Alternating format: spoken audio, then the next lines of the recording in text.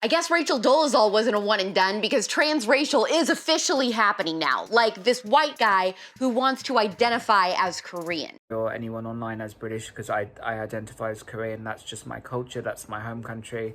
That's exactly how I look now. And I also identify as Jimin. That's my Korean name. But not only that, I know it's a little bit confusing for some people. Nobody's ever come out as Jimin or Korean, but this is something that you guys know if you've followed my journey for the last 8 years. I've really struggled with identity issues, with who I am. Isn't this the world progressives have created? Don't they have to accept that his feelings of being trapped in the wrong body and race are valid? That's what they do with transgender people every day. Can't wait to see how this plays out. What have I done? Today on POPlitics, Tana Mongeau is coming out with a new podcast that sounds very similar to Christian Walker's. Make-A-Wish is only granting wishes to vaccinated kids. This 90s star says Olivia Rodrigo is copying her and accused her of being rude. And Olympian Gwen Berry pouts and turns away from the flag when the national anthem plays. I'm AlexClark, and this is POPlitics.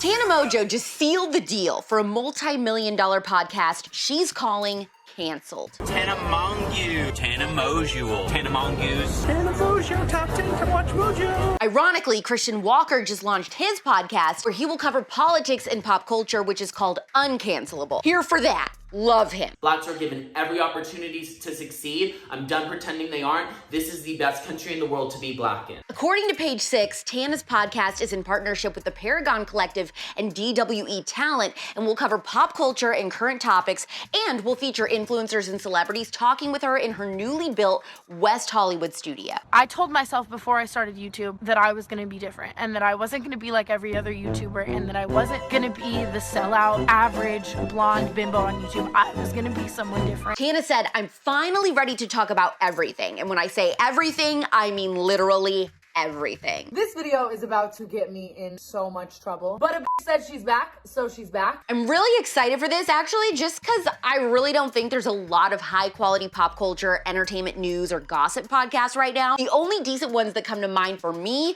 besides POPlitics, of course, are Juicy Scoop with Heather McDonald and The Morning Toast. So you do have a job. Yes, It is an but it's a Instagram loophole because having no job is my job. The thing about Tana is she doesn't even have to seek out drama anymore. It just falls in her lap. She's the epitome of messy influencer, and she's embraced that characterization of herself and essentially made a career out of it. She's very much the Gen Z Wendy Williams. Well, that's who she reminds me of. Although, don't expect this podcast to last longer than 2 months, because she'll just stop posting about it or not show up to film.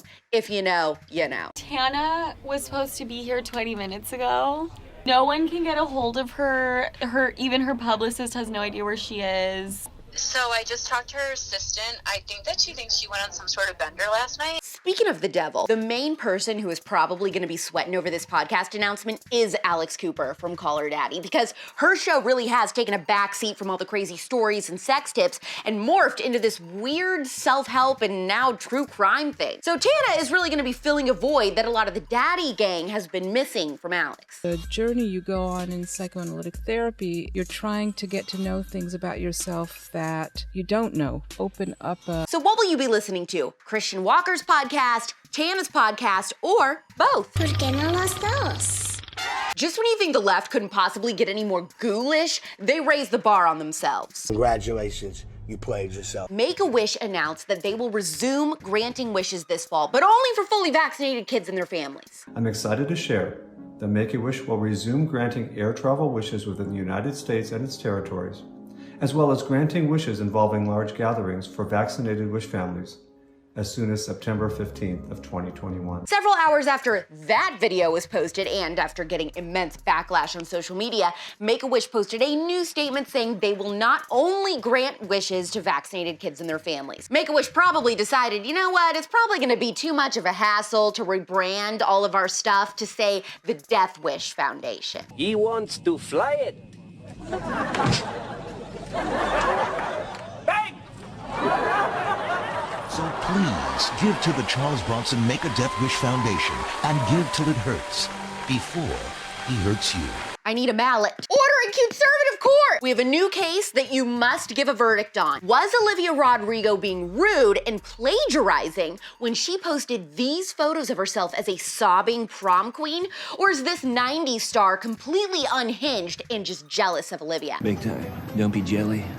Olivia Rodrigo is definitely taking her pop superstar mentorship under Taylor Swift seriously because she planned the cutest meet and greet event for her fans. A very Taylor move, by the way. It was a surprise prom and concert for them that will be coming out as a film today. Here's where the tea spills. The promo pictures for this show Olivia in a prom dress and a tiara with running mascara and holding flowers. Cute, great, nostalgic. We love her, right? But Courtney Love's whole album also shows her with a tiara with running mascara and holding flowers. At least the flowers are different colors. Also, pop stars miss out on their proms all the time. It's not like crying in a prom dress is only for some. I knew like 10 girls who cried at prom. And it wasn't me. Fun fact, Hole was Courtney Love's band, and Courtney Love was married to Kurt Cobain, the lead singer for Nirvana. There's your 90s trivia. Could you have stopped it? Yes. Could you have stopped it permanently? No, but I could have been diligent. Hold on, please. So Courtney is pissed off because she thinks Olivia Rodrigo ripped off her whole album cover and didn't give her any credit. She said it was rude of her and that stealing an original idea and not asking permission is rude. There's no way to be elegant about it. I'm not angry. It happens all the time to me. It's rude and it's low and it's just straight mean. Now the OG of this idea was actually the movie Carrie, who Courtney said back in the day was her inspo. So the question is Courtney Love's aggravation valid or is she just overreacting? Conservative court is adjourned. Bring in the dancing lobsters. All right, time for the spiciest stories that we need to zip through so you can get to the rest of your week. Let's get it. Hot Take Tuesday. 2 stories about the Bachelor franchise that will make you feel warm and fuzzy. I know, we haven't had one of those in a while. Former Bachelor Sean Lowe is boycotting it after Chris Harrison's exit. I knew he was a good worm. Benny Worm.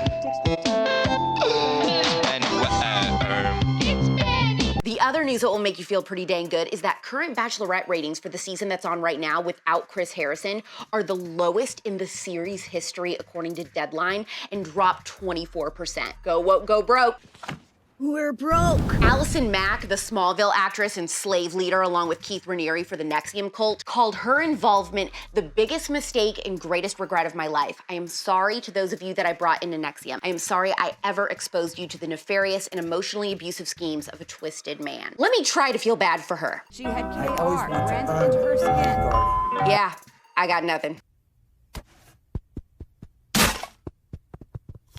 U.S. Olympic hammer thrower Gwen Berry turned away from the American flag as the national anthem played Saturday. She was standing with 2 other athletes on the podium at the Olympics, where she visibly pouted and turned her body from the flag. She said she was pissed that the Star-Spangled Banner played when she received her bronze medal. Why you have to be mad? Gwen Berry is an absolute spoiled brat. In the Olympics, you are literally fighting to win for your country. If an athlete doesn't like their country, they should be kicked off the Olympics team immediately. But thanks to Gwen, I now know who Deanna Price is, and she looks like an absolute precious cinnamon roll who loves her country. I will be rooting for her. Just 6 inches shy of her own American record. She lets go another big one. Deanna Price getting deeper and deeper and closer to 80 meters. 79 meters, 98. A new American record! In good Olympic news, Kim Kardashian announced that her loungewear line Skims will be designing the official Team USA undergarments, pajamas, and loungewear for the Olympians this year in Tokyo. What a woman! USA! USA! USA! Time is about to run out to score your SAS tickets. Make sure you're using the link in our bio and selecting POPlitics for 50% off. Tap that heart. I want to know your thoughts on Tana's podcast and Christians, if you listen to that already. And of course, what you think of that Gwen chick in the Olympics. Share this episode with one friend who loves Tana Mongeau and one friend who loves Christian Walker. Hit the save button too. We're back tomorrow at 4 p.m. Eastern, 1 p.m. Pacific. It's pop culture without the propaganda every single day. I'm AlexClark, and this is POPlitics. Click below to watch yesterday's episode. Please subscribe, thumbs up, share this video, and ring the bell for notifications so you never miss the conservatee. And make sure you're following this show at POPlitics on Instagram for even more CUTEservative content.